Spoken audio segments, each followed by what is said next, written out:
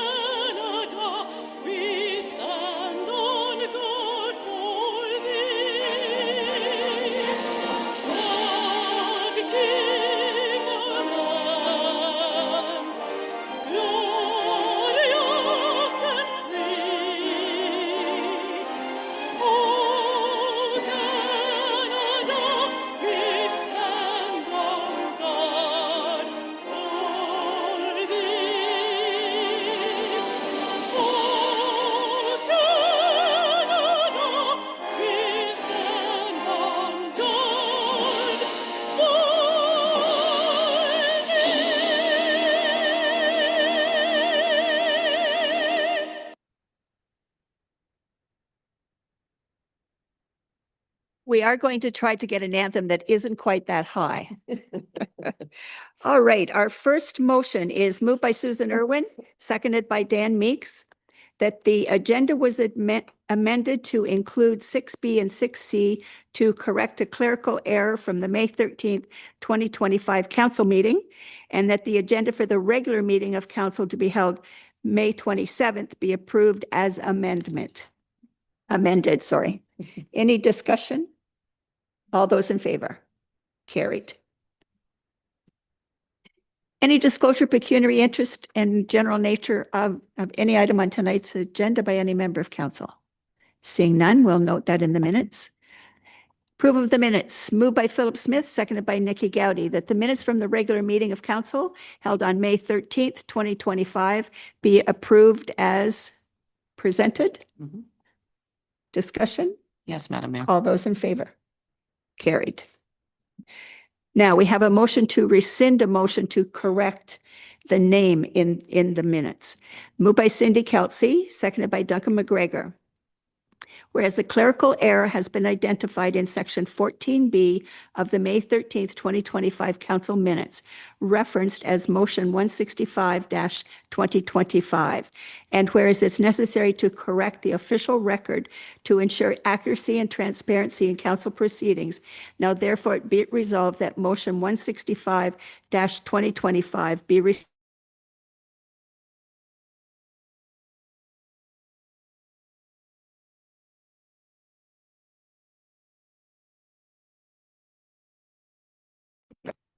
carried. So now we're going to correct it with a motion moved by Lynn Clagus, second by Philip Smith. The council received the letter dated May 5th, 2025.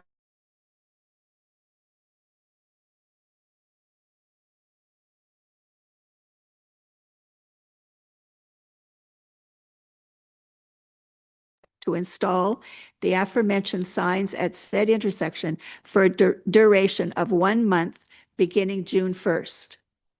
And that council authorized the CAO clerk to enter into simple agreement with the Kingston Frontenac Public Library that will indemnify the township from any liability related to the signs.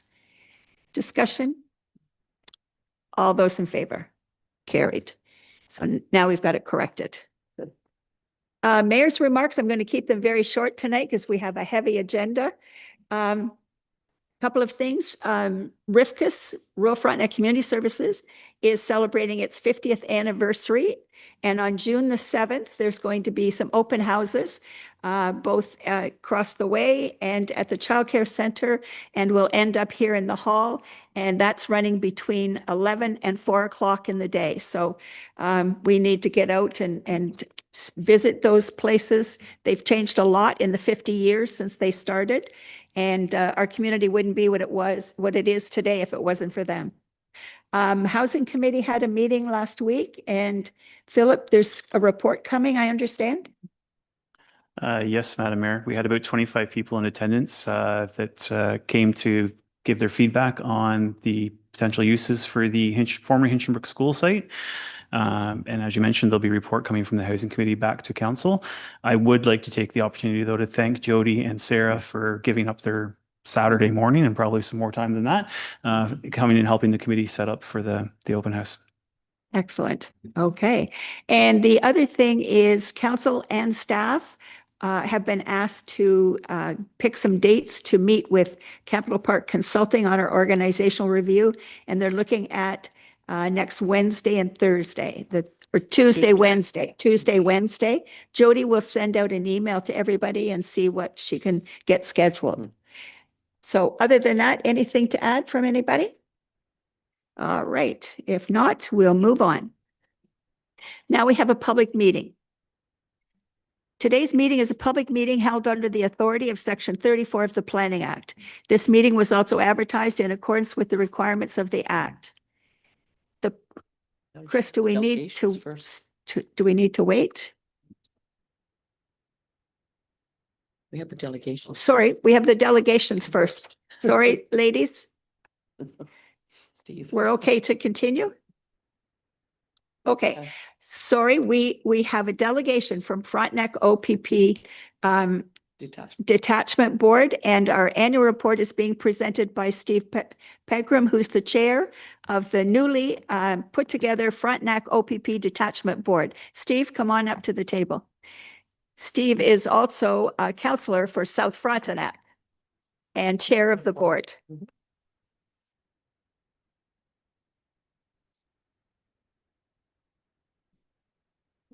Pull that right up close to you, Steve, and then.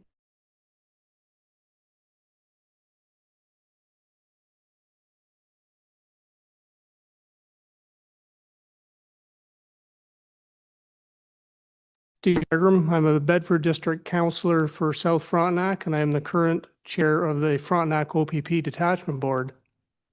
Staff Sergeant Scott Underhill, the detachment commander for Frontenac OPP, sends his regrets this evening. He is unable to be here with us due to some operational commitments. The Community Safety and Policing Act requires that an annual report be presented to our municipal councils and band council on or before June the 30th of each year, and this is what brings me here this evening. As this is our first year operating under the new legislation, my intention today is to provide council with a high-level overview of the Community Safety and Policing Act and the changes it has brought to police oversight, the composition of the board, and the role of the board itself, along with some yearly statistical highlights. I will be happy to take questions as we progress through the slides, or if preferred, at the end of the presentation. Next slide, please.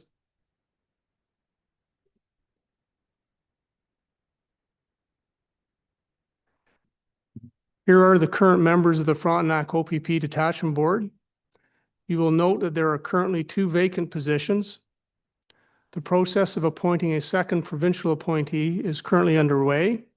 However, I'm unable to provide a timeline for when this will be completed.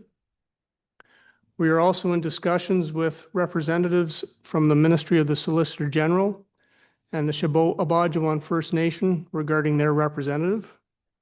I anticipate that this position will be filled before our next meeting in June. Next slide, please. Here is an overview of the area police by Frontenac OPP, along with their current staffing complement. As you can see, the detachment is responsible for policing a large geographic area, and as we know, the population within this area increases by about 50% during the summer months. Next slide, please.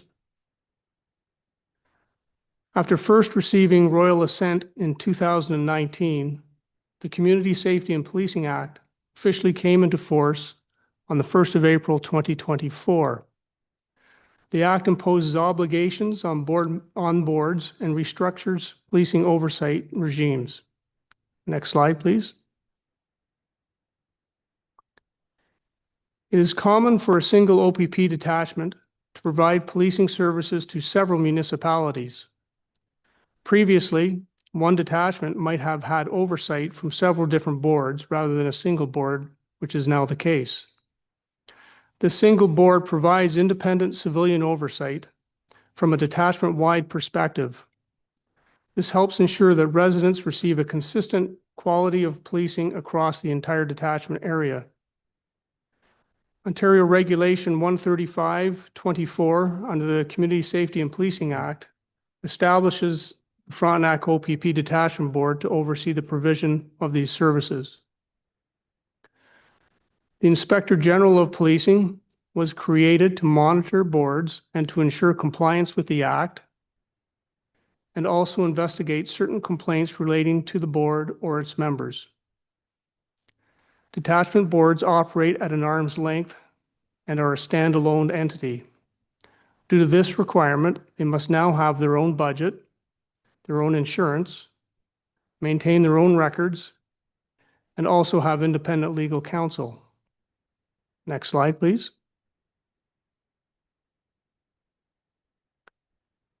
Here are some of the roles of the detachment board. In addition to participating in the detachment commander selection process, the board completes an annual performance review of the detachment commander, and this report is ultimately forwarded to the East Region Commander. It should be noted that while the board works collaboratively with the detachment commander to establish policing priorities and objectives, these must also align with the OPP's overall objectives, which are established by the OPP Commissioner. While the board can establish policing priorities, it cannot instruct the detachment commander on how to accomplish this or how to deploy his or her resources. Next slide, please. The local action plan is the key document that outlines how policing will be provided to the municipalities, and it contains the local priorities and objectives for the detachment. As noted in the slide, the current plan expires at the end of this year, and work is currently underway for a new plan. Next slide, please. Under the regulations, a board must prepare annual estimates setting out its expenses. This first year, the board's budget is $50,300, and I anticipate that moving forward, the board will have a better understanding of its ongoing expenses as it sets its annual budget. As we get our budgeting established, any budget surplus will be transferred to operating reserves to a maximum of 50% of the current year's operating expenses. This reserve fund could be utilized to offset any yearly deficit, such as any legal fees incurred. The honorariums paid to board members include such things as mileage expenses and meeting attendance, and the completion of provincially mandated training programs. Members will also participate in an annual compliance review with the Inspectorate of the Policing. All three CAOs were consulted when establishing the board's budget, including remuneration. Further, as an option outlined in the Act, it was agreed that the board costs would be shared equally between the three municipalities. South Frontenac maintains carriage of board administrative tasks for budget purposes, records management, Freedom of Information Act requests, RFP and RFQ processes, and so on. Next slide, please.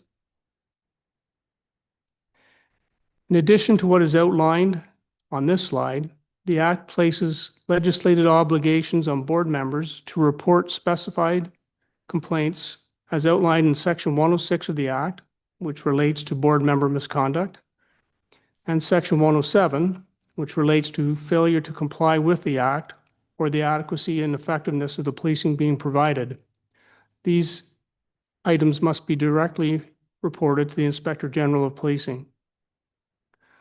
To date, my experience with the Office of the Inspector General is that it essentially is working with boards to help ensure Act compliance rather than trying to find a board making a mistake. Next slide, please. These are just some detachment-wide statistics from last year. This is a demonstration of some of the work that detachment members have performed, and this is, of course, a component of how the board monitors performance. Next slide, please. The intent of these final two slides is to provide you with a snapshot of some of the resources that are available to the detachment should they be necessary. These resources demonstrate how Frontenac OPP provide our municipalities with adequate and effective policing. We move on to the next slide, please. That will complete my presentation this evening. Should you have any questions, I'd be happy to take them. And if you think of anything after this evening, please feel free to reach out to me and I'll be happy to answer them. And I think just as in closing, the details contained within the annual report will no doubt evolve over time. And statistics provided can be more detailed if that is what the municipalities desire. Thank you. Thank you, Steve. Questions or comments? Nikki? Thank you, Madam Mayor. Thank you for your presentation, Councillor Pelgrim. It was very informative. I have just a couple of questions for you. I noticed we have a very active auxiliary. You didn't list the auxiliary on your report, but they're very active in the community. They help with the food bank. They help at public events and stuff. How many auxiliary members would you say we would have in the area? And that would be one of the questions why I would like to have Staff Sergeant Underhill here with me. I'm sorry, I don't have that information with me. Okay, no problem. There's concerns. My other question, it's probably for the commander as well, but speed is a big concern with a lot of residents. Always is. And a lot of people don't want to tie up a 911 call or anything. So what would be the process for people to make a complaint or to talk to somebody about speed on their road? Certainly, if there's a speed-related complaint, they should first reach out to the detachment itself and speak to the sergeant on duty, and they'll be happy to take that information. Okay.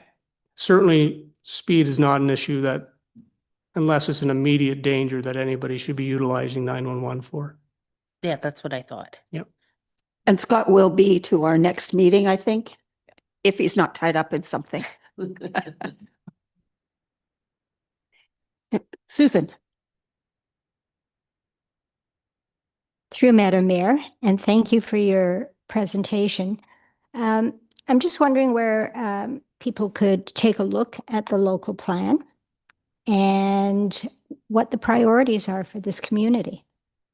Well, the local plan, as I said, is expiring at the end of this year, so we're in the process of developing the new plan. Once the board has its website up and running, it will be available on that. And they can, if you want to see it prior to that, it is available through the detachment itself.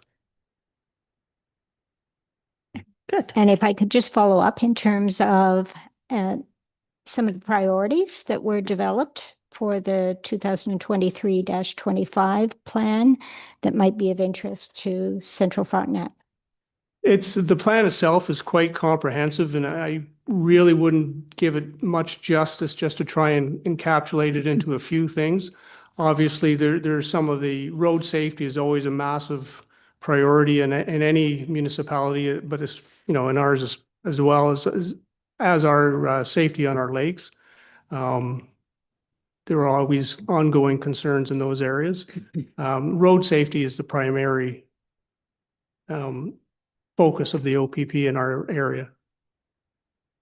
And we certainly have lots of roads, lots of kilometers to cover. Anything else? I want to thank you, and I want to thank Cindy Kelsey, who sits on that board as well. For a new board, I'm sure there's lots of figuring out just how it's all going to work, but it sounds like from your report that the first year has been successful, and we look forward to getting these reports every year. Thank you, Your Worship. I appreciate the time. And I think like any new piece of legislation, there's going to be some growing pains, and we've experienced some, but we're navigating our ways through that quite well. And I'm confident with the position the board finds itself in at the moment. Good. All right. Thank you. Thank you for your service. Thank you. And I have a motion. Moved by Duncan McGregor, seconded by Bill Everett, that council receive the Frontenac Detachment Board Annual Report as presented by Steve Pegram, Chair of the Frontenac Detachment Board, for information. All those in favor? Carried. All right, thank you, Steve. Now we're going to do this public meeting. Today's meeting is a public meeting held under the authority of Section 34 of the Planning Act. This meeting was also advertised in accordance with the requirements of the Act. The purpose of the meeting is to consider 2 amendments of the zoning bylaw for the Township of Central Frontenac. The format of the meeting will be as follows. Jenny Kapusta, Community Planner with the County of Frontenac, will make a presentation on the proposed amendment. After the presentation, anyone who wishes to speak in favor of or contrary to the proposed zoning bylaw amendment will be given the opportunity to do so. Before you ask a question or make a presentation, I would ask that you state your name and address so it can be recorded by the clerk. This will protect your appeal rights under the Planning Act.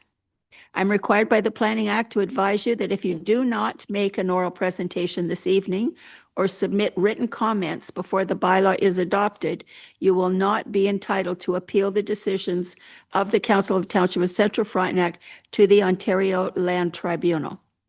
I'll now ask Jenny to make her presentation. Thank you, Madam Mayor. Just wait for the screen to come up. There we go. So the first zoning bylaw amendment before you today is a condition of consent. So there's a lot proposed to be created in the hamlet of Crow Lake, and it needs to be rezoned from a rural zone to a site-specific R1 or general residential zone. At the time of the lot creation, it was determined that about half or so of the property is within 300 meters of Crow Lake, which is an at-capacity lake trout lake. And both the official plan and zoning bylaw require a minimum 300-meter setback for septic systems on any new lots that are created in that within proximity to the lake trout lake. So the northern part of the parcel is already zoned as a general residential or R1, so that will remain, meets the criteria for the retained parcel and all of the applicable setbacks. The southern portion of the property, which is the lot to be created through consent application, is proposed to be rezoned from rural to site-specific, so R1X3. And this is to ensure that future development on the property locates a septic system a minimum of 300 meters from the shoreline of the lake. So that way the lot and development is in compliance with the policies of the Township Official Plan and zoning bylaw. Okay. Is there anyone online who wishes to speak to this, Chris? Okay. Is there anyone in the audience wishing to speak to this? Okay, seeing none. Council, any questions or comments from council? Okay, what we'll do is we'll read the motion on this one, and we have one more. Moved by Len Clegg, seconded by Cindy Kelsey, that the application for zoning bylaw amendment, file number APPN 2025-0010, for the subject property, specifically the lot created through consent application APPN 2024-0012, be approved, and that zoning bylaw number 2011-52 of the Township of Central Frontenac as amended be further amended as per attachment 2, draft bylaw and Schedule A to amend zoning bylaw number 2011-52 included with this report. And that council determines that in accordance with section 34(7) of the Planning Act, no further notice is required to the passage of the bylaw. And further, that the amending bylaw be presented to council for all 3 readings. Any further discussion? All those in favor? Carried. Okay, and the next one. Thank you, Madam Mayor. Again, I'll just wait for the screen to come up. So again, this rezoning application or zoning bylaw amendment is a condition of consent. This consent application was approved by the CAO clerk through the delegated authority process that we have in place.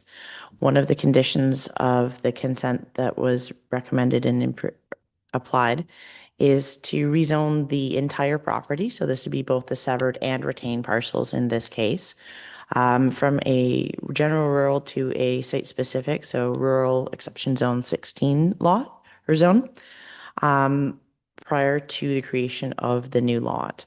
The reason for this is that the property immediately south of the subject lands is zoned MX, is designated as an aggregate resource, and is a licensed aggregate pit at this point.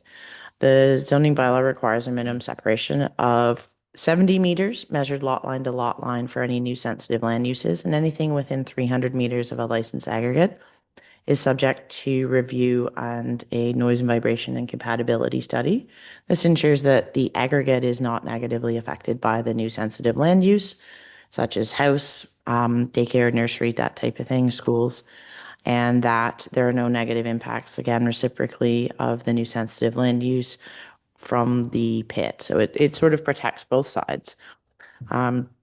There is an existing dwelling on the property on the lot created. That dwelling is located about 70 meters from the lot line. So that does meet the intent of the bylaw. We acknowledge, our planning staff acknowledges that while the 70 meters should be measured lot line to lot line, in this case, it was accepted that that is essentially a 0 meter reduction, and a concurrent sort of review was done. We looked at the aggregate compatibility study. It's an above water table. It's not going to be blasting. It's going to be sandpit excavations. The consultant also consulted with the owner of the property to the south, who owns the pit, acknowledged that they did not have objections and were looking to have some sort of agreement registered or notation registered on title. So one of the conditions of consent was that that agreement or that notation is registered on title, and that just outlines any future purchases of the property. Acknowledge they do have a location that is next to an existing licensed aggregate. This zoning bylaw amendment will ensure that any sensitive land use, new ones on either the severed or retained, because you can have additional residential units now on both on rural properties, meet at least that 70 meter setback. And there's no question when looking at the zoning bylaw that that's something to be applied. And that again ensures future compatibility for both the landowners with the residential uses and the aggregate use. Okay. Do we have anyone online to speak to this application? No. Okay. Anybody in the audience that wishes to speak to this zoning application? Seeing none. Any questions from council? Seeing none, I will read the motion. Moved by Cindy Kelsey, seconded by Susan Irwin, that the application for a zoning bylaw amendment, file number APPN 2025-0017, for the subject property, specifically the lot created through consent application APPN 2025-0005, be approved, and that zoning bylaw number 2011-52 of the Township of Central Frontenac as amended be further amended as per attached to draft bylaw and Schedule A to amend zoning bylaw number 2011-52 included with this report. And that council determines that in accordance with section 3417 of the Planning Act, no further notice is required to the passage of the bylaw. And further, the amending bylaw be presented to council for all three readings. All those in favor? Carried. Okay. Chris needs to restart Zoom. Take a 2 to 3 minute break. Okay, can we just finish this? Yeah. Close, we close this meeting? Yes. Close them. Okay, we're going to close this meeting and we're going to take a bit of a recess so that Chris can restart our YouTube.